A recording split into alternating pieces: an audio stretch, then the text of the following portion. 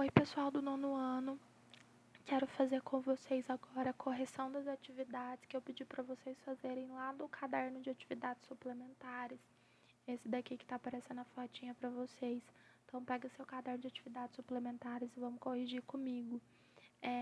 Quero falar que eu vou deixar para vocês aqui em anexo o gabarito dos capítulos 1, 2 e 3 do caderno de atividades suplementares para você corrigir questão por questão, corrigir questão por questão, ver se você acertou ou não. E aí, se tiver alguma outra questão que você quer que a gente faz e tal, fala, me manda aí via SAS Conecta que a gente consegue corrigir depois, tá bom? Vamos lá então, primeiro capítulo eu separei aqui pra vocês pra gente poder corrigir a primeira questão. A primeira questão tem um textinho que é um manifesto que saiu no jornal A República em 1870. E desse manifesto eu quero ler alguns parágrafos específicos com vocês, ok? Eu quero começar aqui lendo o primeiro. É a voz de um partido que se alça hoje para falar ao país, e esse partido não carece de demonstrar sua legitimidade, desde que a reforma, alteração ou revogação da Carta outorgada em 24 está por ela mesma prevista e autorizada, é legítima a aspiração que hoje se manifesta para buscar em melhor origem o fundamento dos inauferíveis direitos da nação. Vamos aqui agora comigo para o penúltimo e último capítulo. Nesse país que se presume constitucional e onde só deverão ter ação poderes delegados responsáveis, acontece por defeito do sistema que só há um poder ativo. Ele está falando de quem? Que era a única pessoa que mandava. Onipotente, perpétuo, superior à lei e à opinião. E é esse justamente o poder sagrado, inviolável e irresponsável. Antes da República, quem era esse um que mandava? Quem era? O privilégio em todas as relações com a sociedade, privilégio de religião, privilégio de raça, de sabedoria, de posição, isto é, todas as distinções arbitrárias e odiosas que criaram no seio da sociedade civil e política monstruosa superioridade de um sobre todos ou de alguns sobre muitos. Esse texto está fazendo uma crítica. Ok, vamos lá entender mais sobre essa crítica. O manifesto publicado em 70 no jornal A República fez duras críticas ao governo dele, Dom Pedro, e enfatizou a importância de se realizarem mudanças no sistema político, econômico e social brasileiro. Com base no documento no que você estudou ao longo do capítulo, quais eram as críticas enfatizadas pelos republicanos e o que eles defendiam?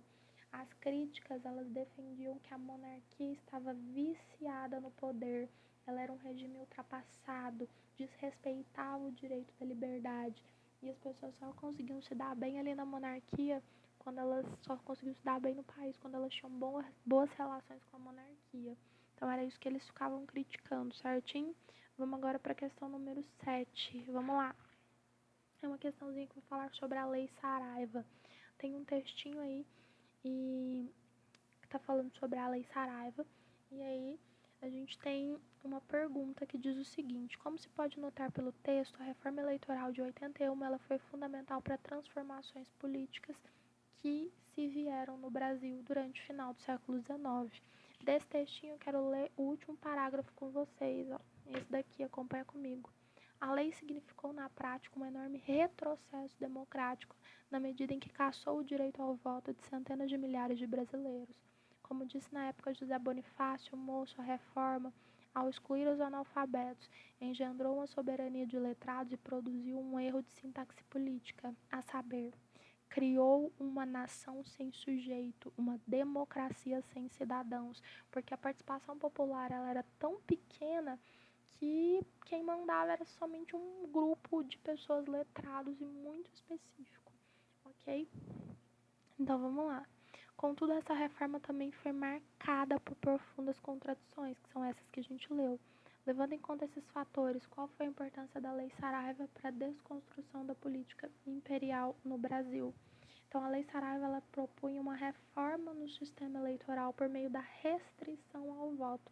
Reformaria ali, mudaria quem iria votar, mas ao invés de ampliar, a quantidade de pessoas diminuiu. E o número de votantes ficou mais baixo do que já era, chegando a 1% da população. E essa democracia ela acabou sendo engraçada, porque era uma democracia que não contava com a participação da maioria das pessoas. Vamos agora para o segundo capítulo, separei para a gente poder corrigir a questão número 2 do segundo capítulo. Então acompanha aí comigo. Tem um textinho falando sobre os símbolos nacionais. Vamos ler esse textinho que ele é legal. Outros símbolos nacionais, como a bandeira e o hino, seriam rapidamente modificados.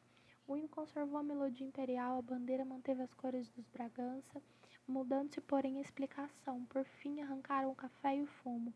Além disso, enquanto o indígena foi símbolo direto durante o Império, tanto para a exaltação como para a crítica, a partir da República, a representação da mulher heróica, numa evidente alusão à alegoria francesa que ganha cena.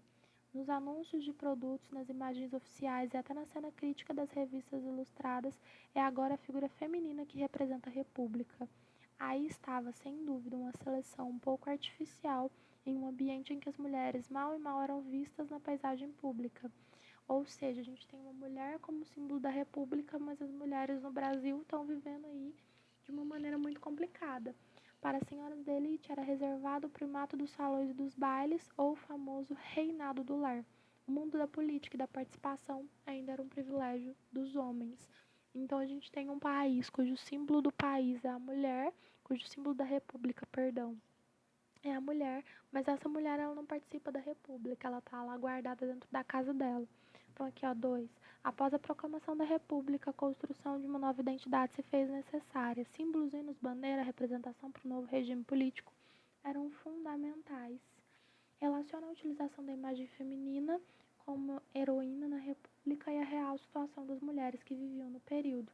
Então a mulher heroína, ela veio com a inspiração da Revolução Francesa para ser o símbolo da república, porém a participação feminina não era alta e as brasileiras, elas viviam em constante condição de exploração. Certinho? Vamos lá. 5. Vamos lá, observe a charge para responder as questões. É uma chargezinha que está escrita assim, o defunto está falando, né?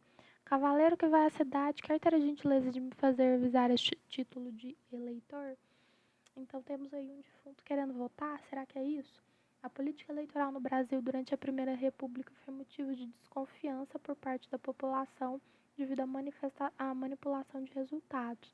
Com base nesse contexto, o que essa charge ela estava falando? Essa charge ela estava apontando uma prática que eu não sei se eu cheguei a comentar com vocês, que era a seguinte, a de contabilizar votos de pessoas que já tinham morrido. Então era como se o morto literalmente estivesse votando. E aí a B está perguntando como era o funcionamento e quais eram os problemas da política brasileira. Eu quase posso dizer que são os mesmos da política atual. Corrupção, ilegalidade, fraudes, enfim. As pessoas elas estavam mais sujeitas ao poder local, existia uma certa manipulação, aquela coisa. Capítulo 3, vamos lá. Primeira questão. No horizonte da questão imigratória, os debates definem uma visão da contemporaneidade oitocentista brasileira, da evolução das sociedades modernas, dos modos de vida predominantes no país. Nós constituímos um povo, uma nacionalidade, cujo futuro dependerá das raças que lhe serão incorporadas, da natureza da divisão que o influenciará. E escrevia Werneck, herdeiro de fazendeiros do café, mas também jurista e membro da comissão governamental encarregada de definir a política migratória em meados do século XIX. Tal povo, tal nação. O assunto atravessa todo o debate político brasileiro da independência até a Revolução de 30 e impregna muitas das grandes e pequenas obras literárias e ensaísticas brasileiras. Questãozinha. A passagem do século XIX para o XX foi marcada por mudanças estruturais na sociedade. Setores conservadores afirmavam que o país não atingiu o desenvolvimento econômico e político esperado devido à presença maciça da população negra no território. Então, o que impediu o Brasil de desenvolver era a quantidade de pessoas negras que viviam aqui, segundo essa teoria, né? Com base em argumentos como esse, iniciou-se a política de branqueamento da população. O que foi essa política? Era aquela que acreditava que para a nação conseguir ser uma nação desenvolvida e importante, era preciso que essa nação tivesse uma grande quantidade de pessoas negras, uma grande quantidade de pessoas brancas, porque segundo eles era a raça branca que era a mais valorizada, a mais inteligente. Enfim, uma triste concepção racista que infelizmente muitas vezes a gente acaba carregando até os dias atuais. Meninos, Deus abençoe vocês. Quero lembrar, se tem alguma questão que você quer que corrija, se tem alguma coisa que você não entendeu, manda mensagem via SAS Conecta que eu respondo vocês pra gente poder entender e trabalhar direitinho juntos. Deus abençoe e boa semana.